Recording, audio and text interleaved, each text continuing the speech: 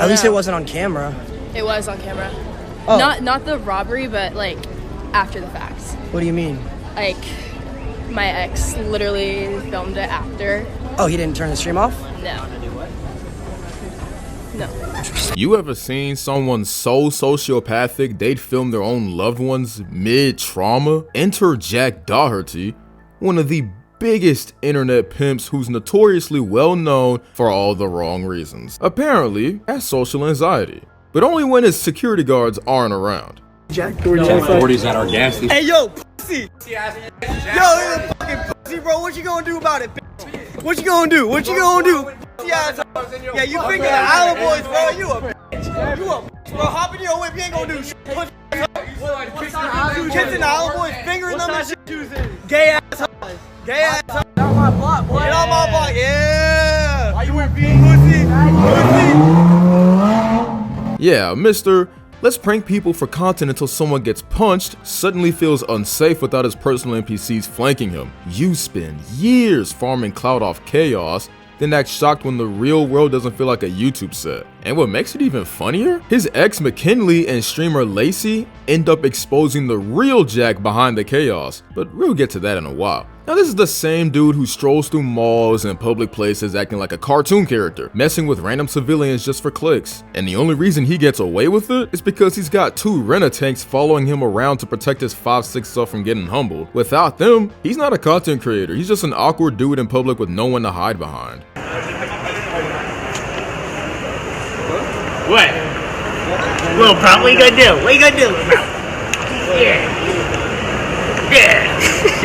And here's where it all gets interesting. Cops show up at Jack Doherty's house. Why? Because his own girlfriend at the time called the police, allegedly saying he threatened her. And how does Jack react? Exactly how you'd expect. Zero accountability, full deflection. He's visibly pissed, pacing around like the victim, blaming the cops for doing their job and the girl for calling them in the first place. Classic Doherty playbook. Something goes wrong and somehow it's never his fault. Wait, who is this though? I need to know.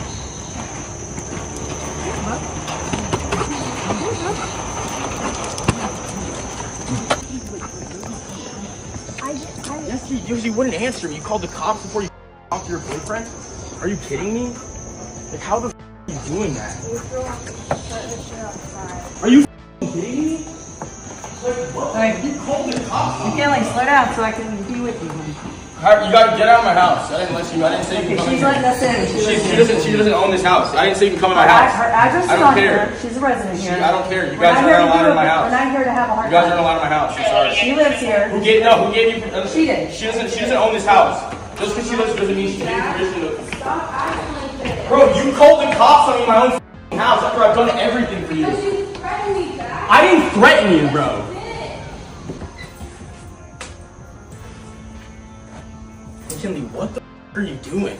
Jax's ex drops a calm, composed statement thanking people for their concern, saying she has a lot she could say, but for now she's choosing to focus on healing instead of pointing fingers. Fast forward to the No Jumper podcast, Jack's sitting there all somber talking about how the 2 years with his ex were irreplaceable, and how what hurts the most isn't the business losses, it's the time they had together. I mean, I'm not here to pick sides, but let's be real. Either you're twisting the facts or you're straight up trying to manipulate the narrative, because if it really meant that much to you, then maybe, just maybe, don't threaten the person you love next time. So you and McKinley just broke up recently. Is that real or? Yeah. You down about it? You gotta be, cause y'all spent a lot of time together. Yeah, man, it f***ing sucked. You know, it's like we spent every day together for 2 years straight. It's hard to go from like being with someone every day to like 0. You know, it's just like it's a big shift. What was the main root cause of that from your perspective? I don't even want to like talk about it. You know, I feel like it's just like, I don't know. I don't want to sit on a podcast and just yap about it from my perspective, even though, I don't know. It's already so much is so out there and it's so twisted and stupid already. It's just like, I don't even care to like touch up on it anymore. I'll just leave it in the past and move on and just like, I don't know. But I mean, I guess a lot of people probably wonder like, are you hurt from a business perspective or are you hurt like emotionally? Like that was something you actually way loved? More emotionally than I am business wise. You know, it's like money comes and goes. Like I can make that money back like in like just quick, you know, but it's just like, it's more of like the time we spent together is like something I can't replace with like anyone else, you know? Yeah. It's like, she was the only person that really saw like everything I've done the past 2 years, and I don't know, it's like been the craziest past 2 years of my life. So it's just like, Then it all takes a funnier turn. Popular male streamer, Lacey, pulls up to Disneyland with none other than Jack's ex. Yep, dude's out here casually rizzing up Mckinley like he just unlocked the post-breakup bonus level. And if you're quiet enough while watching that clip, you can almost hear Jack Doherty's distant cries echoing through the park. Somewhere behind the teacups, he's sobbing into a Supreme hoodie while a security tries to console him. Oh, that was perfect timing. I don't know what's more beautiful, the fireworks or you.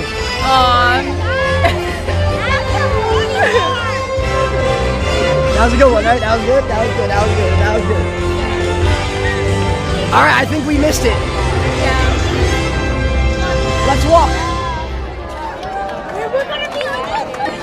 Stop saying Stop putting the And enjoy the rest of your. And obviously, Jack being Jack, he's not done. Man's out here stalking his ex's every move like he's got a radar implant for heartbreak. Knows exactly where she is, who she's with, probably what riot they're on at Disneyland. And the cherry on the petty sundae, he drops 25 gifted subs in Lacey's stream. Bro, was that supposed to be a flex? A threat? A cry for help in Twitch currency? Imagine being so chronically online, your version of moving on is financially boosting the guy who's rizzing your ex.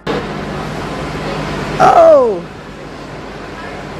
Oh my god. Doherty Jack, thank you for the 25 gifted. Thank you. Of course. Thank you for the 45 gifted. And just when you think it couldn't get messier, on the date, Mckinley starts dropping lore. Not gossip, not drama, lore. She starts reminiscing about this one night, 3 a.m., robbed at point, straight up life or death situation. And after that, after she's literally shaken, traumatized, probably in shock, Jack Doherty, her boyfriend at the time, goes, "Wait, can you run that back for the camera?" Bro, what? Forget even being a partner, that's not even humane. Who hears I just got held at gunpoint and thinks, yo, this would bang on TikTok? That's not content. That's sociopathy with a ring light. I don't know. I'm a little You want me to nervous. shift yeah, the yeah, mood? yeah, yeah. Okay, Yeah, yeah. so- let me see how like crazy I can go. So, my grandma, she would always go on walks every morning, Yes. and she had the same route. She'd go up one street, down two, up one more, and then there'd be a set of train tracks that she would walk across. And she would always listen to like music and her podcast in her headphones when she goes on her walks, right? And it was her birthday, and I thought, hey, it's a great idea. Let me get my grandma a new set of AirPod Maxes, right? Okay. I get her the AirPods. I'm not thinking that, you know, her hearing's slowly going away. And on top of that, the headphones. Hey, Lacey. Hold on, I'm telling a traumatic story. And on top of that, the headphones are noise canceling. Wait, And, wait, sorry, 1 second. Grandma story again? Hey, you're him, buddy. He likes to make fun of it. But basically, I forgot that the headphones were noise canceling, and I gave her the headphones, and the next morning on the walk, she was listening to music, walking across the train tracks, and she didn't hear the train coming, and she was walking, and the train just flattened her like a bug on the train tracks. And she Selfie. and my whole family blames me for it. But the worst part is her left ear fell. Are you laughing? I'm not laughing. I'm just like shocked. Her left ear flew off, and they never found her ear.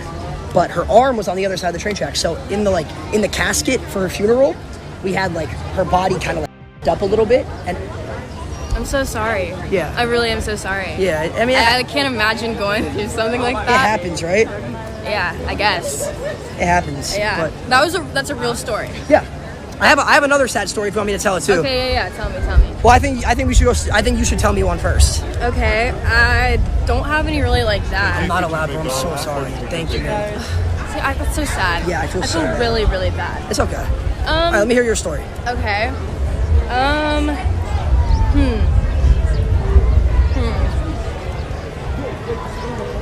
I got robbed in Compton.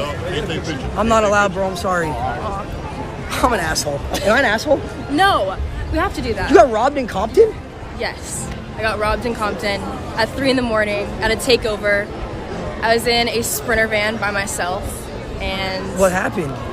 basically this guy just came into the car, and he came in there and he was like, where's all the money? He had a bag, he had a gun, he had a mask. Oh my God, I'm so sorry. He literally put it into my head. I almost died. Then he came out but stole my wallet. So like it wasn't that bad. I'm so sorry. It's okay. That's gotta be traumatizing. No, it's literally the most traumatizing thing ever, but At least it wasn't on camera. it was on camera. Oh. Not the robbery, but like after the fact. What do you mean? Like my ex literally filmed it after. Oh, he didn't turn the stream off? No. No. He said he wanted me to tell a story to get clips on TikTok, and I said I don't care about that. And I was just like, I'm kind of like traumatized right now. You can literally find it on TikTok, but that is. Yeah. So if you and I work out, and if I got robbed, would you still stream? First like, of all, after? If me and you worked out, you would never be in a position to get robbed. Oh, really? If you were in a car by yourself, yes, you would have had a guard with you, or you would have just been with me. Or why were you in the car? I was at a takeover. Well, And it was, you didn't go to the takeover? I went to the takeover, but I told all like my whole entire group because it was like just guys and my ex at the time, and I was like, I just want to stay in the car because the takeover is literally like terrifying. I don't know if y'all know, like Compton takeovers are like extremely scary. Oh my gosh. If somehow finding new ways to level up your douchebag status was an Olympic sport, man, Jack Doherty would take gold every year. Because in this next clip, he's texting while driving. Not just careless, reckless. Almost crashes, life-threatening stuff by the way. His friend's in the passenger seat, clearly shaken. And what does Jack do? Check if he's okay? Pull over? Reflect on mortality? Nah. He whips out the camera and says, bro, this would go viral! Like a near-death experience is just another YouTube thumbnail idea. At this point, karma's too soft. This man needs Wi-Fi in hell and an unskippable ad about empathy.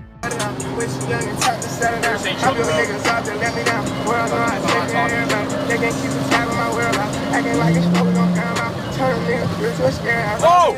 Oh! No! No! No! Are you okay? Holy fuck. Oh my god, bro. Michael, here. Michael, do you have film on that phone too? No. And then, like clockwork, comes the most predictable move in the Jack Doherty playbook. Insecure Man 101. Pull out the money card. He starts flexing about how Lacey could never buy his ex the kind of jewelry he did. So clearly that makes him the superior man. But seriously, what are we measuring here? Is there some incel leaderboard we don't know about? What is this? Emotional bankruptcy disguised as a receipt? Newsflash, genius. Relationships aren't built on Cartier and ego. They're built on, you know, not being a walking red flag wrapped in dollar bills. But honestly, I'm not about to sit here explaining basic emotional intelligence to someone who treats love like a flex off. You're a lost cause, G. David, I love him. Imagine like we didn't like dab each other up. I would have been so sad. My day would have been ruined. I love him.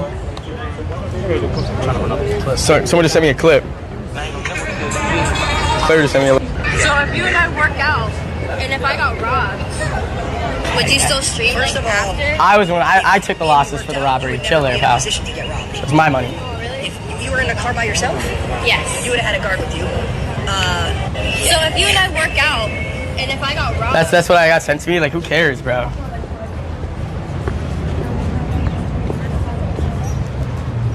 Data.